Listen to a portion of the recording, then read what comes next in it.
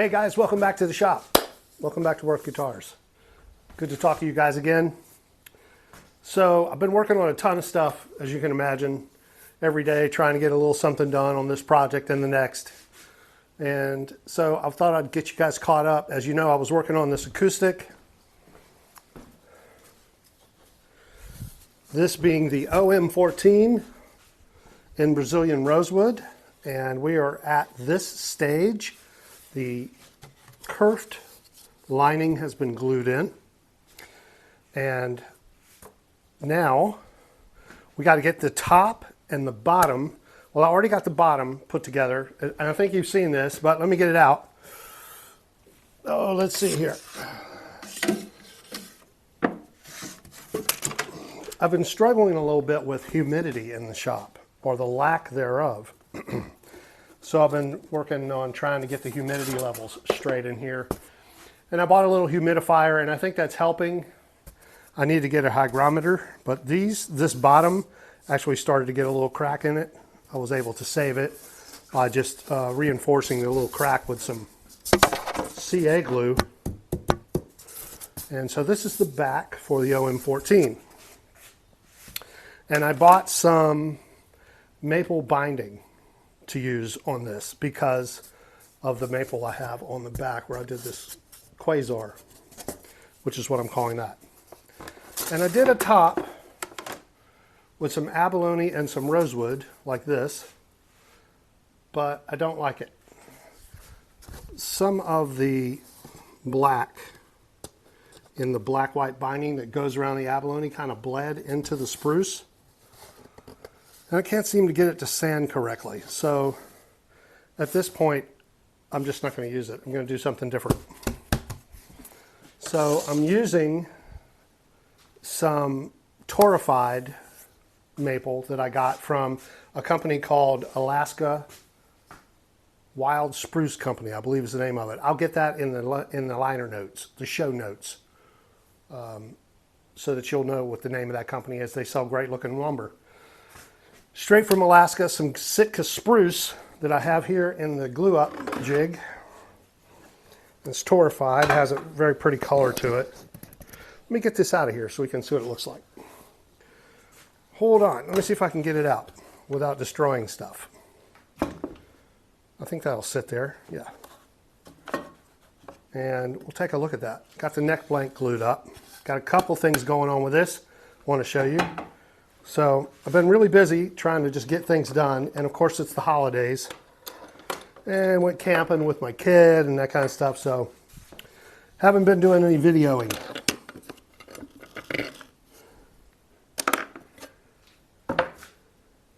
Okay, so this is the, hold on, I gotta get something to pry that up, stuck a little bit.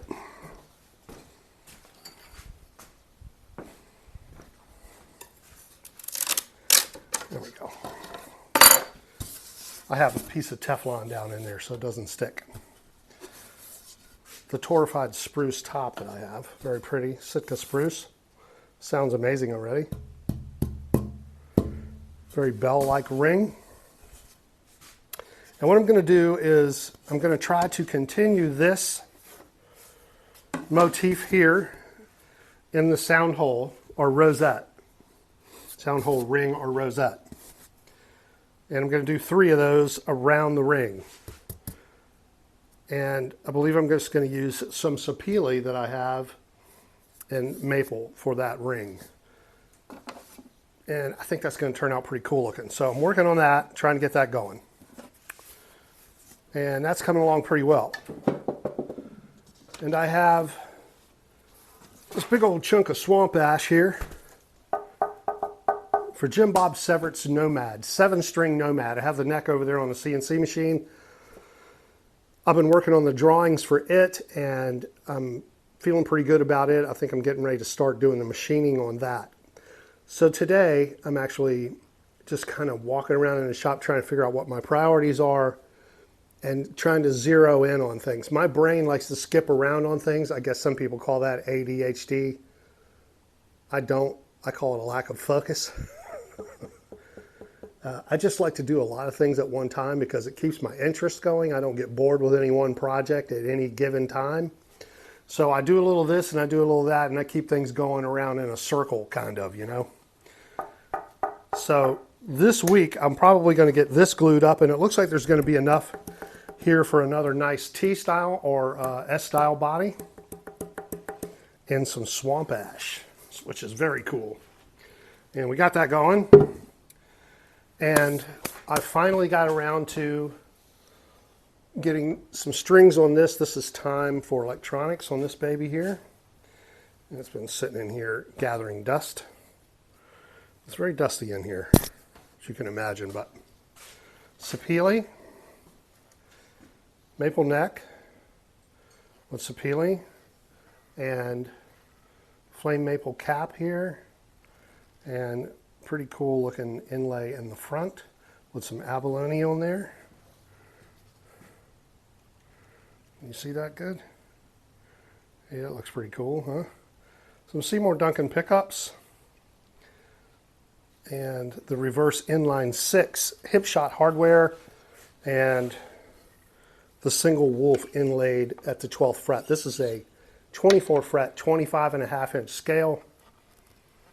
And of course we got glow in the dark side dot markers, maple neck, and this thing is going to scream, I believe. I used a very cool system made by Futone or F-U-Tone that makes great trim products, and they make a great pickup mounting system, the PMS.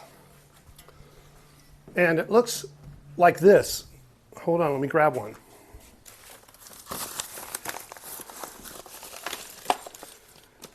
It's actually a brass bar that you mount in the bottom of the pickup cavity, and you can screw your pickup screws into the brass bar. You see what I mean? And so if you're doing a direct mount pickup like this one here, it just gives you a super solid pickup mount. I've struggled in the past in finding a good way to do that, man, and they got it figured out. I mean, that's just solid as a rock, and it's a direct mount to the body on top of a brass bar. So you can imagine the sustain. It's going to be amazing. Of course, volume tone with a 3-way switch. And she should be pretty sweet. And this one will be for sale. If you know anybody who's looking to get a beautiful custom guitar, please, by all means, let me know, and we'll get it in their hands. This is just a project I've been working on for a long time. We started building this back when I was living in Norfolk, actually. And I just never could get any traction on it because I wasn't happy with the way it looked. And I just like, man, I want to do something different, something kind of special looking. And we came up with that, and it looks really well. I should say it worked really well. I'm very happy with that. And of course, we have this one also for sale. This is our sapele model. This is a solid mahogany body, maple neck. This is a Futone trim, and these are Buddha pickups, and they sound amazing. And this is actually a 24 3/4 inch scale, 22 fret. And yeah, she's pretty sunburst. Yeah. Okay, this one's for sale also. Please let me know if you're interested. Give you a great deal on it since it's the holidays and I'm feeling like a giving guy. All right. But today, let me get all this other stuff out of the way. I'll be right back, and we'll get back to this guitar right here. Okay, but today I'm working on this B-Bender guitar for Stanley, for Bubba. He bought this body from somewhere. I don't know where it came from, but it's pretty cool. If you've never seen a B-Bender, or if you've never known anything about a B-Bender or how they work, this is a great guitar to show you that on, because it has a cool looking clear cover in the back. So you can see how the mechanism works. This is the mechanism on a B-Bender.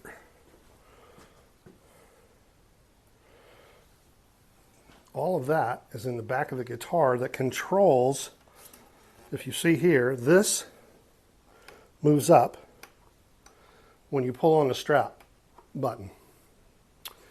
And it moves this knob right here, just enough to pull it up a whole tone.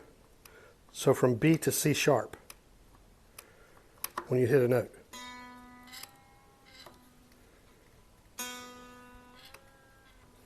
I'll plug it into the amplifier so you can hear what it sounds like. Okay, sorry about that. My phone rang and I had to deal with that real quick. So before we can goof around with getting this thing really tuned up and plug it in and hear what it sounds like, I want to do a little work on the nut. The nut is a little too high. And I want to use this StewMac nut gauge that I have. And I did a video with this a way back, and I misspoke about a couple things. And people are very quick to tell you when you misspeak. They want to make sure that the world knows that you made a mistake and that you need to be corrected. And so that's cool. Thank you very much for correcting me. And they also told me I was using it wrong. And so, you know what? There's a lot of different ways to use the tool. This is the way I use this thing. If you use it differently, good on you. And I hope it goes well for you. This is what I do. I take it and set it on the strings. Right now, it is at 0.0005, which is hardly even worth worrying about. But what I'm going to do is I'm going to zero it out, and it'll still come back up because it's just slightly off, all right? But that little bit doesn't matter. Okay, here we are back on 0. See, it's hard for me to do this without getting in the way of the camera. I'm going to try to, though. And get in there where you can still see the numbers. Okay, you see the numbers? Yes. Okay, now, if I press down on either side of the string like that, it changes the numbers. See that? 0.038. 0.038. So that's roughly a 32nd of an inch over the top of this fret. That string is sitting there. I don't want it to be that high. I only want 0.020. Now that's a little high to some people, but that is comfortable for me. That's where I set them at. And if anybody wants anything different, I can certainly do that. I can make it lower up to a certain point, because if you go too low, then it's done. You might as well just take this out and throw it away. Of course, you can do some little jimmy jive to it if you want to, but the best thing to do is take it out, throw it away, start over. But this allows you to keep a record of what you did, especially if you do a lot of these things for clients. Okay, you know exactly what you set their nut to. Okay, all right, so that's what I'm going to do, and I'm going to take some off of here, and we'll go from there with it. You want to be careful not to scratch anything.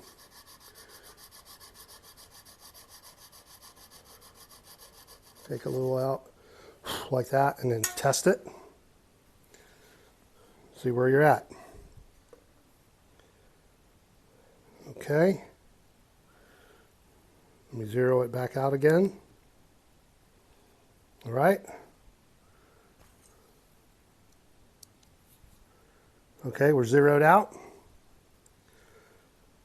So just that little bit, see, I took just a few little strokes and it changed from 3.8 to 3.4.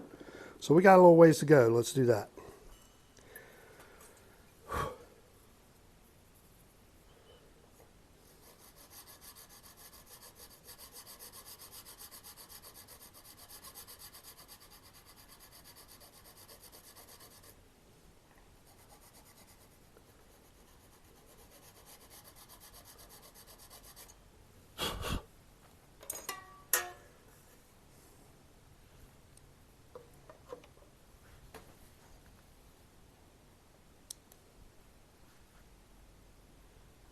All right, there's 28, a little bit more. Now what I should be doing to keep from scratching that is putting a piece of paper on there. I'm going to do that real quick. That'll keep you from scratching your fret. You don't want to scratch your fret. You put so much time into getting them right. And you don't want to scratch your headstock, but in this case, the headstock is a pretty good amount of ways from what we're doing with this type of headstock. So I just take a few strokes at a time on here, like that, and test it again. And I just keep doing this over and over until I get it where I like it.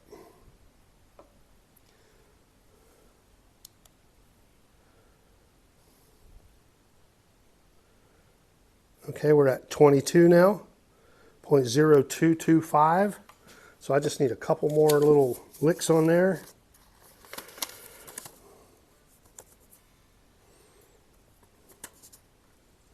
And we should be just right.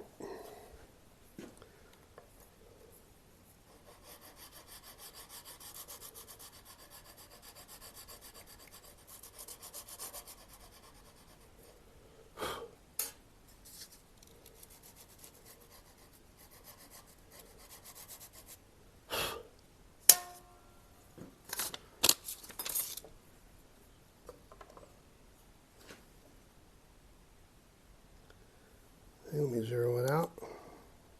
Zero it out. Okay, we're 0195. 020. That's exactly where I want to be right there. That gives me a nice little press to get there, but it's no vibration on the first fret, which we don't want. All right. So I'm going to do that all the way across, and then we'll plug this thing in and see if it works. I haven't even plugged it in yet to see if the electronics works. So we'll do that. We'll see where we're at. We'll see if I can get my buddy's body to work here. And had a good time making this neck for him. I had to do a different neck than I normally do because it's wider here for some reason in the pocket. But that's all right. Yeah, that's nice.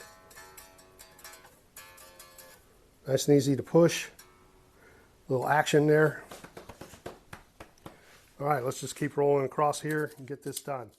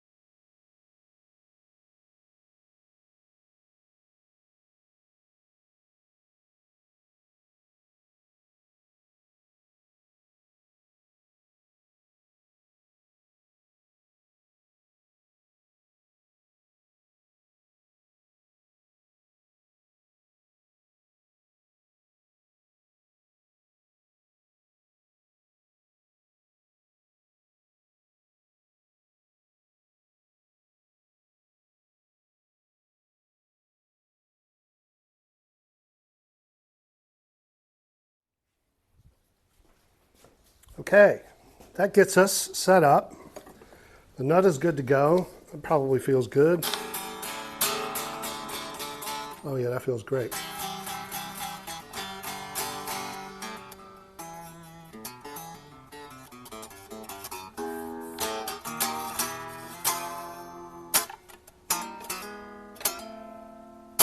Okay,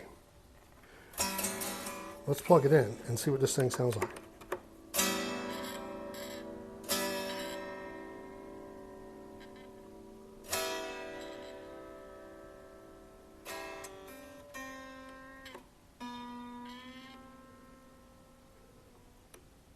I think it needs to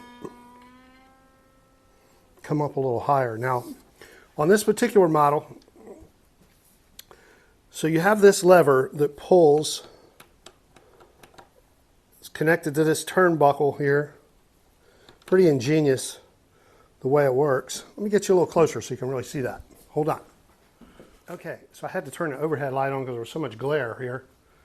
But there's the lever inside there. Let me get this light out of your face. There, that's a little better. Still too much light. That's better. Now, you see all that mechanism inside there, that turnbuckle that runs across here. And there's a L-shaped lever here that connects to this strap button. And when you pull down on it with your strap, okay, that comes all around, goes down into here, spring-loaded to this knob. And when you pull, you see that knob move a little bit? See where the string goes in at? Right there. It moves ever so slightly. And that pulls up a whole step. Let me get you back where you were. That pulls up a whole step. Whoop, wrong switch. Get the overhead lights back on again. There we go. And it sounds like it's slightly off.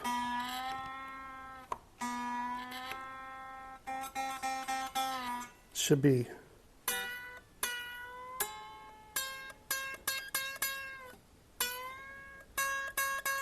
a little higher. You want that whole step up there. So there is an Allen adjustment right here that allows you to either push down and keep the lever from coming up, or back it off and let the lever come up even higher so you get more bend. Let's see if we can plug it in. And I don't even know if it works. Let's plug it in and see if it works. Hang on a second. I think that's it. This hooks onto that. So when you're playing, I'll keep it up here high like them country guys do. You can pull on it like this.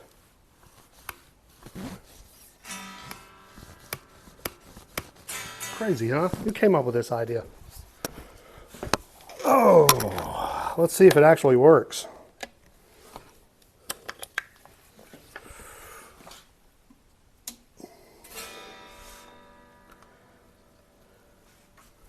Doesn't sound like it.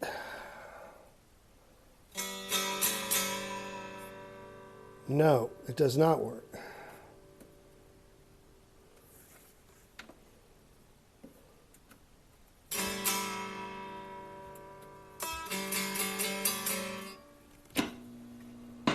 The amp is working,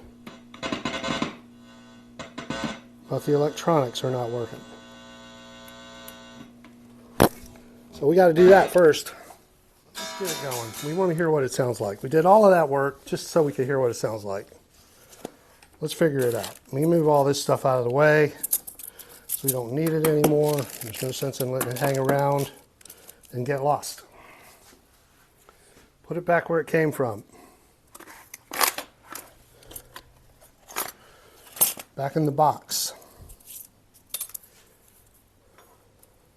I like to take this set that I use for 10 through 46 and keep them wrapped up so that I don't have to dig through the rest of them. I can just pull them out because that's what I use 9 times out of 10 through 46. All right, we'll see what we got here.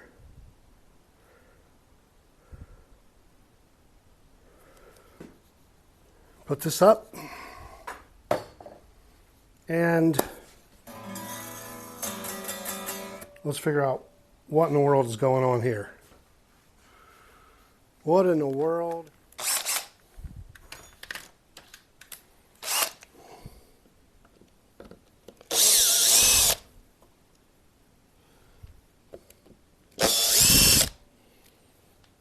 Let's see what seems to be the problem here. Could be a number of things.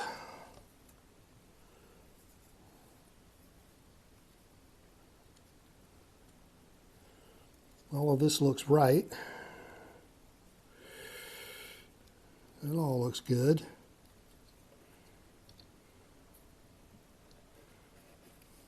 Let me get the amplifier over here so we can get a little better idea of what we're doing.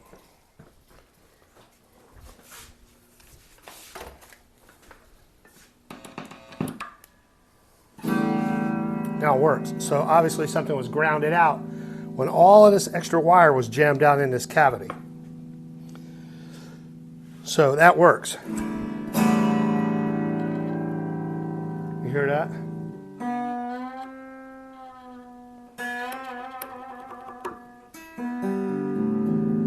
All right, that's good. That's a good thing. That's less work. Both pickups. The big old P90 up front. It's a nice warm sounding pickup. I like that. All right, so all we got to do is get all this stuff back in there where it's not grounded out, and we should be okay. I don't like the way that feels. I think it's just the way the knob is. Okay. So first thing I want to do is take this wire. There's way more wire here than we need. I'm just going to try and stick it. Well, see, the switch takes up a lot of the space. So what we got to do, I think, is push everything back to this way in this area here, because we don't want the switch getting grounded out. I think all that will fit back in there okay, like that.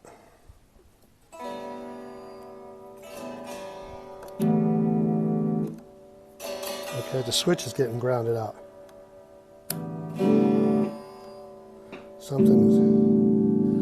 It's touching this shielded cable off of that P90. So what I'm going to do is put some shrink wrap around that.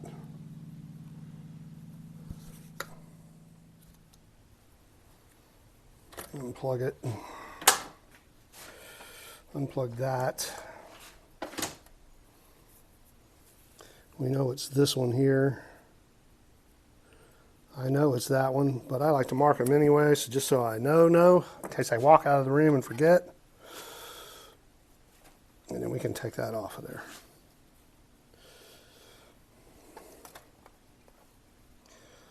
And redo it.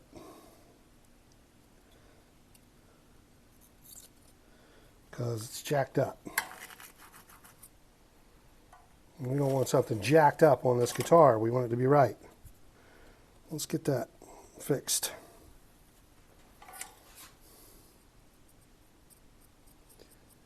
Just clean some of the excess old solder off of there.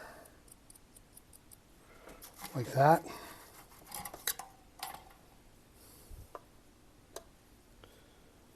Get some of that old solder off of there. The cold solder joint.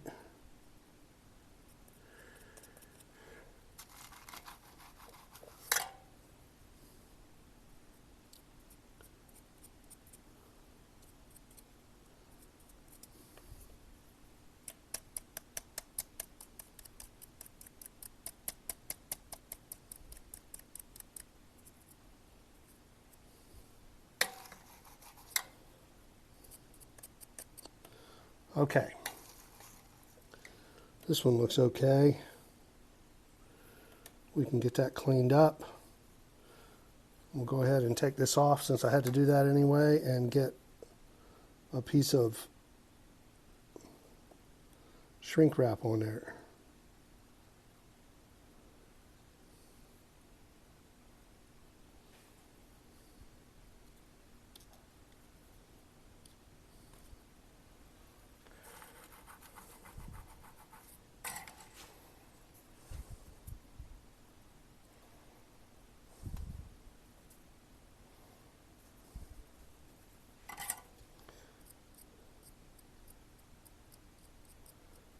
Clean that up.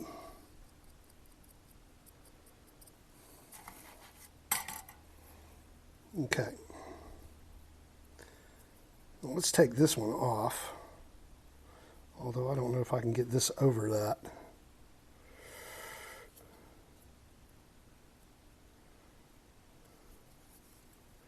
I don't think I can. This won't fit over that.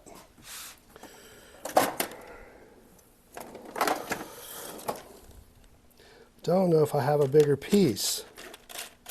I may have to do what I set out to do to begin with.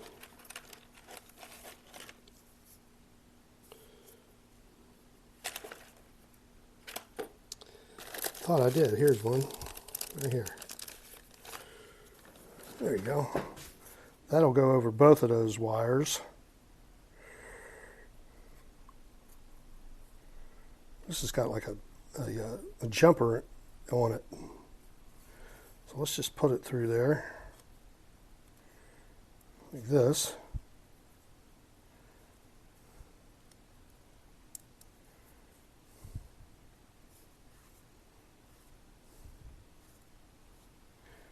And we'll just get that covered up. There, now when this touches stuff in here, because it will, we won't be grounding out, right?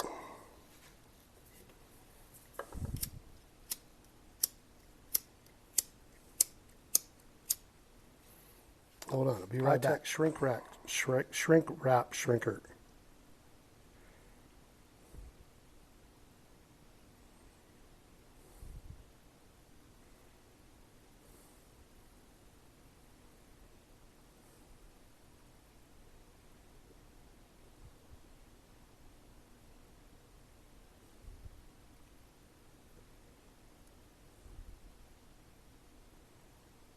Yes, you can use a heat gun. I don't have one handy. I did have that lighter handy though. Now, that's got a nice shielding on it now. See that? Can you dig it? All right, let's put this back together, see if it works now.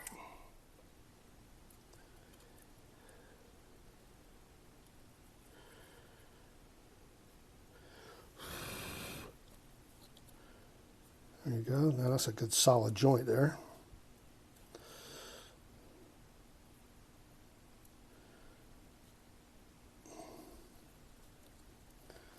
Get this back over in this conglomeration of goo.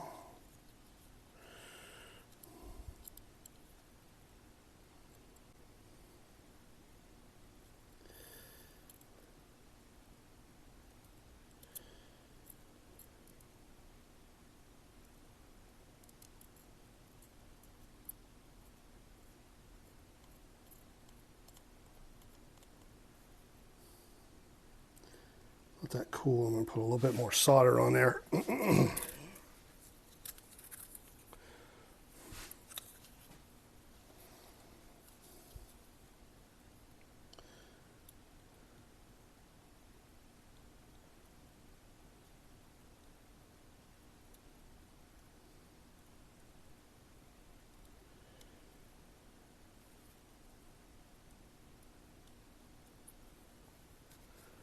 There you go. That's good. I think that'll work. Let's see what we got.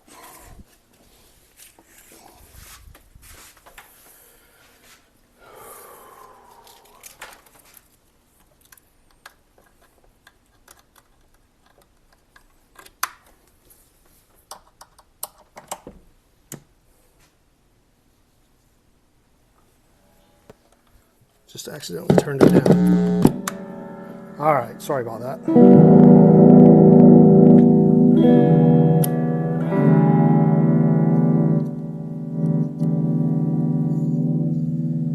Okay, everything's working now. Let's see if we can get it all back in the cavity where it will continue to work.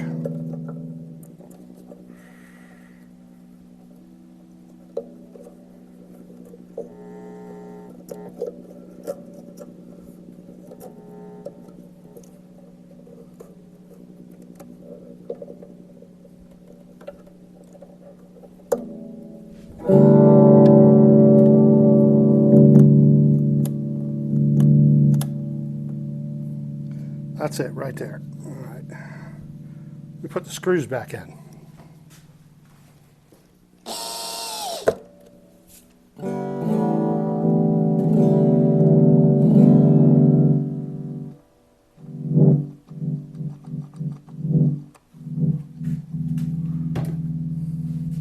There's something about this thing that bothers me. I don't know what it is, but it doesn't seem to. There you go. Smoother.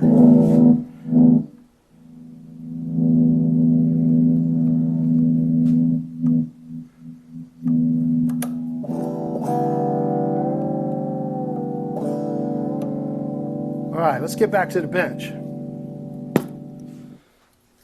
Whew. Okay, man, that was a bit of a battle, but we got it. We got the shrink wrap on there, and we got a little electrical tape in there just for extra caution, because there's a lot of cord in there and I don't want to take it all apart and cut that off. Because it's better to keep the cord intact if you can, because the wire intact, because if you sell something, you know, it's nice to have that whole thing. Of course, it doesn't always work out that way. That pickup is quite a bit louder.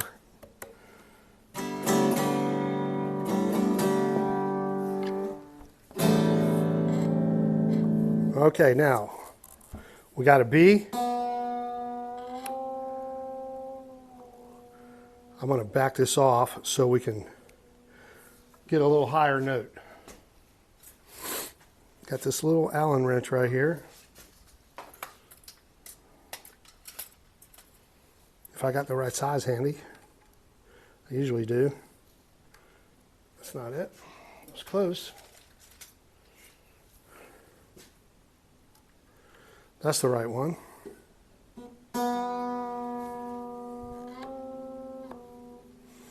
Let's try backing this off a bit.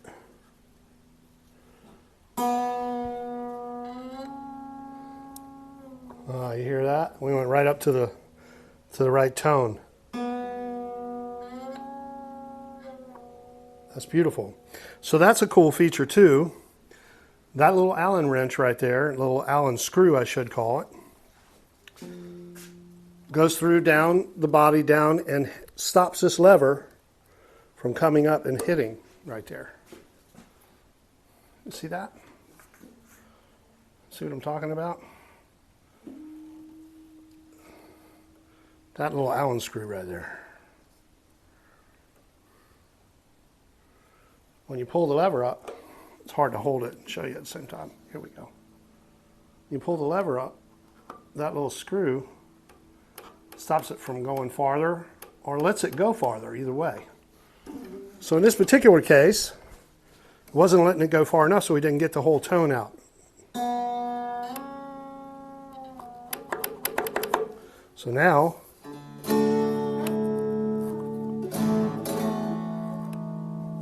doesn't work so good on that cord.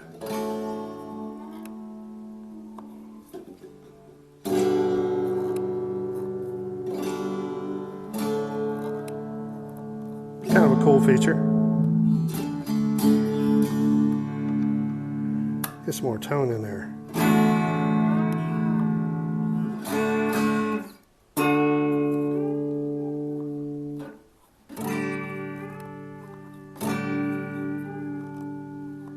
Of course, I'm not much of a picker, but